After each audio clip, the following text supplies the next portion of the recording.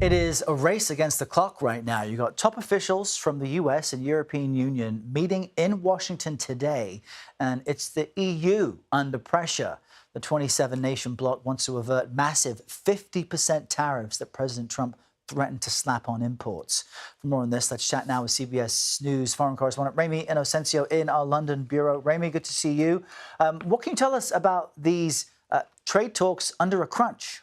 Sure, Errol. Good to see you. Well, first off, that deadline is coming up 6 days from today, July 9th, so less than a week from now. And we're talking about a 50% tariff that Trump has threatened against the entire bloc. But I need to note this would not only cause pain for EU countries, companies, but also for American companies and American consumers who are watching right now. Remember, the EU is the U.S.'s biggest trading partner. This is in goods and services combined. And in terms of economic importance, there's a lot.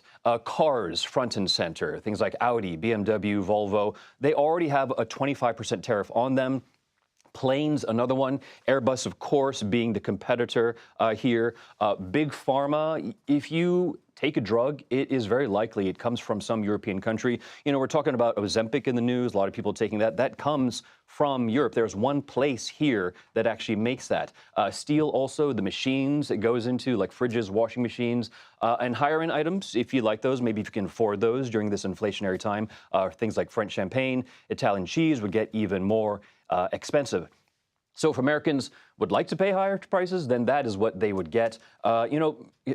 For context, Trump, we know, has blasted the EU, claiming that it was established to screw the U.S., but really, if he goes through these 50% tariffs, analysts are basically saying that he'll also screw U.S. companies and consumers too. But of course, there's the real possibility, and we've already seen this happen before, right, Errol, that he could walk this back, and this 50% could land somewhere between 50% and potentially no tariff at all. But, you know, there's probably going to be something in between, unless if something goes off the rails and it goes even higher. Yeah, it's folks watching now, the customers and consumers, that pay the impact of the tariffs. In our last moment, Ramy, the president did announce a deal with Vietnam on trade. What's inside that agreement? Yeah, and this could be a sign of things to come that we were just talking about there. Trump's initial threat was a 46% tariff on Vietnamese exports to the U.S.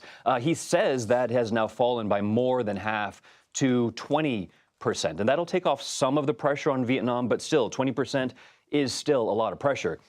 The country's biggest exports, you know, we've seen them on our own tags, for example, on our shirts and on our shoes, like Nike and Adidas, also telecoms equipment, computers and furniture. In addition, Trump posted that Vietnam will give the U.S. total access, which would be in no means unprecedented.